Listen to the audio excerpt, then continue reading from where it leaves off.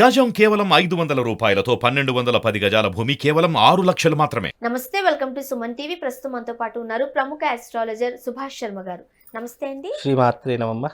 ప్రస్తుతం సోషల్ మీడియాలో ఒక హాట్ టాపిక్ ట్రెండ్ అవుతుంది, రైట్? అంటే ఒకే ఒక కొడుకు, ఏకైక సంతానంగా ఉన్న ఒక కుమారుడు ఉన్నట్లయితే వాళ్ళు సంక్రాంతి లోపు మట్టి గాజులు వేయించుకోవాలి. అది కూడా ఎవరినన్నా ధర్మం అడిగి డబ్బులు తీసుకుని వాటితో గాజులు వేయించుకోవాలి అని అంటున్నారు. లేకపోతే చాలా పెద్ద కీడు జరగబోతుంది అంటూ కూడా మనం వార్తల్లో చూస్తున్నాం, సోషల్ మీడియాలో హల్చల్ అవుతుంది. నిజమేనా? ఇలా గాజులు వేయించుకోకపోతే మనకి పెద్ద ప్రమాదం, కీడు సంభవిస్తుందా? తప్పకుండా తెలియజేస్తానమ్మా. ముందుగా ప్రేక్షకులందరికీ శ్రీమాత్రే నమః, శ్రీ గురుభ్యో నమః. జ్ఞాని నామ్నపి చేతాంసి దేవి భగవతి హిత బలాయ కృష మోహాయ మహామాయా ప్రయశ్చతి. అధర్మం ఏదైతే ఉందో అమ్మ, అది ఒక నోటి నుండి ఇంకో నోటికి వెంటనే పాకిపోతుంది. నిజానికి ఈ గాజులు అనేటటువంటి పదము ధర్మమునందు శాస్త్రముందు ఎక్కడా కూడా చెప్పలేదు. ఈ ఒక సంతానం ఉన్నటువంటి వ్యక్తికి ఇద్దరు సంతానం, అంటే ఒకటికి పైబడినటువంటి వాళ్ళ సంతానం ఉన్నటువంటి వ్యక్తులు ఎవరైతే ఉన్నారో వాళ్ళు గాజులు వాళ్ళకి ఇవ్వాలి, వాళ్ళ తల్లికి తొడగాలి అని చెప్పేసి అంటున్నారు. ఇది సోషల్ మీడియాలో మీరు అన్నట్టు చాలా వైరల్ అయిపోతుంది. నేను కూడా ఇన్స్టాగ్రామ్లో దాంట్లో కూడా చూశాను. నిజానికి ఈ నియమం అనేటటువంటి పద్ధతి మన ధర్మం నందు, శాస్త్రం నందు ఎక్కడ కూడా చెప్పలేదు.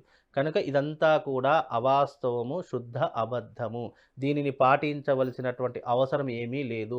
ఒకరి దగ్గర చేయి చాచి గాజులు తీసుకోవాలి, డబ్బులు ఇవ్వండి అనేటటువంటి దౌర్భాగ్య స్థితి మన సనాతన ధర్మం ఎప్పటికీ కూడా చెప్పదు. కాబట్టి దీనిని ఆచరించవలసిన అవసరము మన సనాతన ధర్మము, వైదికులకు ఏమాత్రము అవకాశం లేదు. అలాంటి విషయాలు కూడా మీరు ఆలోచించకుండా ఉంటే చాలా ఉత్తమమైనటువంటి ఫలితమమ్మ. అది కేవలం కల్పితము మాత్రమే తప్ప ఎవరూ చెప్పినటువంటి విషయం అయితే కాదు. ఇక్కడ కీడు అన్నదానికి అర్థం ఏమిటి అంటే గనక, సంక్రాంతి పురుషుడు ఏ వాహనం మీద వచ్చాడు, ఏ రకమైనటువంటి ఆహారం తినుకుంటూ వచ్చాడు, సంక్రాంతి రోజు మనం పాటించవలసినటువంటి నియమములు ఏమిటి అని తెలుసుకోవడానికి మాత్రమే ఈ యొక్క సంక్రాంతి పురుషుడి యొక్క లక్షణాలు ఉంటాయి తప్ప, ఇది వేసుకోకపోతే ఏదో కీడు జరిగిపోతుంది, ఒక కొడుకు ఉన్నటువంటి వాడు ఇద్దరు కొడుకులు ఉన్నటువంటి వాళ్ళ దగ్గర భిక్షమెత్తుకొని మనం గాజులు వేసుకోవాలి అనేటటువంటి సాంప్రదాయము, దౌర్భాగ్యము మన సనాతన ధర్మం లేదు. అది చెప్పినా ఎవరు నమ్మకండి అనేటటువంటి ఎవరైనా కొనుక్కొని వేసుకోవచ్చు. ఇంట్లో అది ఒక పండగ వాతావరణం కాబట్టి సౌభాగ్య సూచికగా గాజులు అని చెప్తాం. పంచద్రవ్యములు, బొట్టు, గాజులు, పువ్వులు, అలాగే కుంకుమ, కాళ్ళకి మట్టెలు, మంగళసూత్రం, ఇవి సౌభాగ్య వస్తువులకు సూచిక తప్ప ఇవి ఎవరి దగ్గర యాచించి వేసుకోవాలి, అంటే అడిగి వేసుకోవాలి అనేటటువంటి దౌర్భాగ్య స్థితి ఎక్కడా కూడా లేదు. ముఖ్యంగా ఈ సంక్రాంతికి ఈ మాటలు ఎవరైతే చెప్తున్నారో నిజానికి ఆ మాటలు నమ్మకుండా మన ధర్మాన్ని పాటించవలసిందిగా నేను కోరుతున్నానమ్మా. ధర్మం ఏం చెప్పింది? సంక్రాంతి రోజు 5 రకములైనటువంటి విషయాలను నువ్వు పాటించాలి. దాని వెనక ఆరోగ్య సూత్రములు దాగి ఉన్నాయి, సైన్స్ దాగి ఉంది, అలాగే మన సనాతన ధర్మం కూడా దాగి ఉన్నటువంటి అంశాలను మాత్రమే మన సనాతన ధర్మం చెప్పింది. మళ్ళీ ఏ ధర్మం చెప్పింది అనేటటువంటి విషయాలు కూడా డౌట్ రావచ్చు. ధర్మసింధు అనేటటువంటి ఒక గ్రంథం ఉంటుంది సనాతన ధర్మంలో. ఆ ధర్మసింధువులో సంక్రాంతి రోజు ఆచరించవలసినటువంటి విషయాలు ఏమున్నాయి, ఏ రకమైనటువంటి దానం ఆచరించాలి, ఏ రకమైనటువంటి ధర్మాన్ని ఆచరించాలి అనేటటువంటి అంశాన్ని మాత్రమే తెలియజేసింది. కానీ ఈ గాజులు వేసుకోవాలి, ఈ కొబ్బరికాయలు కొట్టాలి, ఇది కొట్టకపోతే కీడు జరుగుతుంది, లేదా ఈ గుమ్మడికాయ కొట్టాలి, ఇది కొట్టకపోతే ఈ సంవత్సరం కీడు, అరిష్టం అనేటటువంటి ఇంటిని పట్టుకొని వేలాడుతుంది అనేటటువంటి నిజానికి అలాంటి అవాస్తవాలు, అబద్ధాలు నమ్మకండి. ముఖ్యంగా కొన్ని రాసుల వారైతే ఖచ్చితంగా ఈ పని చేయాల్సిందే అంటూ కూడా ఒక వార్త హల్చల్ అయిపోతుంది. రాసులు అన్నదానికి అర్థం ఏమిటి అంటే గనక, మనకు 4 రాసుల వారికి కీడు జరిగే అవకాశాలు ఉన్నాయి అని చెప్పుకోవచ్చు.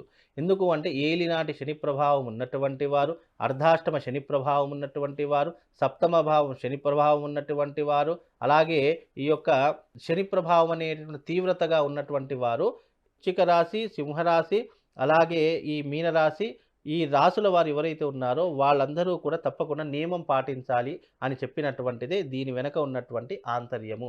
అంతే తప్ప ప్రతి ఒక్క రాసుల వారికి కీడు జరుగుతుంది అని కాదు. అలాగే ఎందుకు అంటే గనక, ఈ యొక్క సంక్రాంతి రోజున ఆచరించవలసినటువంటి నియమాలు ఏంటంటే తిలస్నానము, అంటే గోరువెచ్చని నీటిలో నువ్వులు వేసుకొని స్నానం ఆచరించాలి. అలాగే తిల భక్షణము అంటే నువ్వులతో చేసినటువంటి పదార్థాలు ఏవైతే ఉన్నాయో అవి భుజించడము అంటే తినడము అని అర్థము.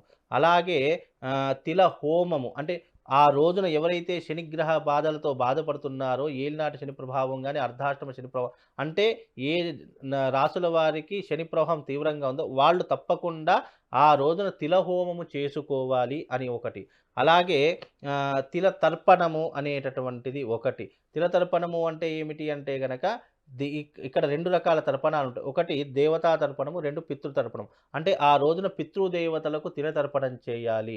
అలాగే ఐదవదేంటి దేవతలకు కూడా తిల తర్పణము ఆచరణ చేసుకోవాలి. ఈ రకమైనటువంటి విధానాన్ని పాటించడం ద్వారా మానవాళికి ఆయుష్షు, శ్రేయస్సు దొరుకుతుంది తప్ప ఈ గాజులు వేసుకోవడం అనేటటువంటిది, గాజులు దానంగా తీసుకోవాలి అని చెప్పేటటువంటి విధానాలు ఇవి శుద్ధ అబద్ధము. చెప్పినా కానీ నమ్మకండి. అవి పాటించకండి. ఎందుకంటే గాజులనేటటువంటి సౌభాగ్యానికి సూచిక. అవి అడిగినా ఇతరుల దగ్గర లాక్కొని తీసుకున్నా సౌభాగ్యం అనేటటువంటిది క్షీణిస్తుంది.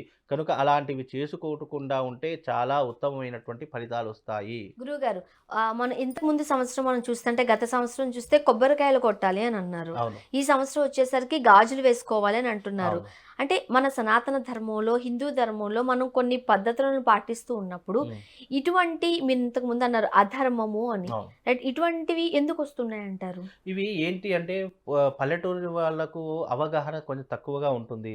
వాళ్ళు ఏది చెప్పినా నమ్మేస్తూ ఉంటారు. అవి చేయకపోతే ఏదో కీడు జరిగిపోతుందనే భయంలో వాళ్ళు ఏం చేస్తున్నారో అర్థం అంటే దీంట్లో చదువుకున్నటువంటి వాళ్ళు జ్ఞానులుంటారు, చదువుకోలేనటువంటి వాళ్ళు అజ్ఞానులుంటారు, ధర్మం తెలిసినటువంటి వాళ్ళుంటారు, ధర్మం పాటించే వాళ్ళుంటారు. అలాగని ధర్మాన్ని అధర్మంగా నిర్వర్తించేటటువంటి వాళ్ళు కూడా చాలామంది ఉంటారు. అంటే అనేకత్వమైనటువంటి మనుషులు సంచరిస్తున్నటువంటి నేల ఈ భూమి. కనుక దీనిలో ప్రధానమైనటువంటిది ఏమిటి అంటే గనక ఇక్కడ ఏదైతే మనం ఆచరిస్తున్నామో అదే ఆచారంగా తీసుకుంటారు. ఇక్కడ ఏదైతే ధర్మమో ఆ ధర్మాన్ని మర్చిపోతూ ఉంటారు. ఇక్కడ ధర్మం ఏదైతే చెప్పిందో అది ఆచరించాలి అని చెప్పింది తప్ప మీరన్నట్టుగా ఇవన్నీ కూడా కల్పితం. అంటే ఎవరి నోటో సరదాగా వెళ్ళినటువంటి మాటలు లేదా పల్లెటూర్లలో వాళ్ళు వీళ్ళు మాట్లాడుకున్నటువంటి మాటలు అవేమవుతాయి అని అంటే గనక ఒకరి నోటి నుండి ఇంకొకరి నోటికి ఇంకొకరి నోటి ఇలా వెళ్ళిపోయేసరికి అవన్నీ ఏమవుతాయంటే మనకు ఒక సోషల్ మీడియాలోకి వచ్చేసరికి అది ట్రోలింగ్ అయిపోతుంది, ట్రెండింగ్ అయిపోతుంది. ఇది చెయ్యకపోతే నిజంగానే కీడు జరుగుతుందేమో అనేటటువంటి భయాందోళనకు గురి చేస్తున్నారు. కాబట్టి అలాంటి నమ్మకండి. ధర్మం ఏదైతే చెప్పిందో అది మాత్రమే ఆచరణ చేసుకోండి. ఇంకా ఆ రోజున సంక్రాంతి కాబట్టి నీ యొక్క దారిద్ర్యాన్ని తొలగించుకోవడానికి శివుడికి నెయ్యితో అభిషేకం చేయండి. ధర్మసింధువులో చెప్పారు. సంక్రాంతి రోజున శివుడికి ఎవరైతే నెయ్యితో గనక అంటే ఆవు నెయ్యితో గనక అభిషేకం చేస్తారో వాళ్లకు అఖండ ఐశ్వర్య ప్రాప్తి కలుగుతుంది. కటిక దారిద్రుడైనా సరే అపర కుబేరుడవుతాడు అని చెప్పినటువంటి గొప్పనైనటువంటి అంశాలు ఉన్నాయి. కానీ మీరన్నట్టుగా ఈ గాజులు వేసుకోవడము, గాజులు అడుక్కోవడము, ఇవన్నీ తీసుకొని వేసుకోవడం అనేటటువంటిది మాత్రం ఏ ధర్మములందు చెప్పలేదు, ఏ శాస్త్రం నందు కూడా చెప్పలేదు. కనుక దీనిని ఎంతవరకు మానివేస్తే మానవ జీవితం అంత మనుగడ ముందుకు వెళుతూ ఉంటుందమ్మా. లేదు ఇవే నమ్ముతాము, ఇవే చేస్తాము అంటే వాళ్ళ వ్యక్తిగత విషయాన్ని నేను కాదు అనడానికి లేదు. ఎవరికి ఇష్టం వచ్చినట్టు వాళ్ళు చేసుకోండి. ధర్మం చెప్పడం నా వంతు తప్ప, ఇది ఆచరించమని చెప్పడం నా వంతు తప్ప, ఇది ఆచరించకపోతే కీడు జరుగుతుంది అనేటటువంటిది కూడా ఇక్కడ లేదు. ఇది మన సనాతన ధర్మంలో, వైదిక ధర్మంలో ఈ రకమైనటువంటి పద్ధతులను చెప్పారు అనేటటువంటి అంశాన్ని మాత్రమే నేను తెలియజేస్తాను. ఆచరించడము, ఆచరించకపోవడము అనేటటువంటి అది వ్యక్తికి సంబంధించినటువంటి విషయం కాబట్టి ఇంతవరకు మాత్రం నేను చెప్పగలుగుతాను. గురుగారు సత్యాన్ని వివరించారండి. ధన్యవాదాలు. శ్రీమాత్రే.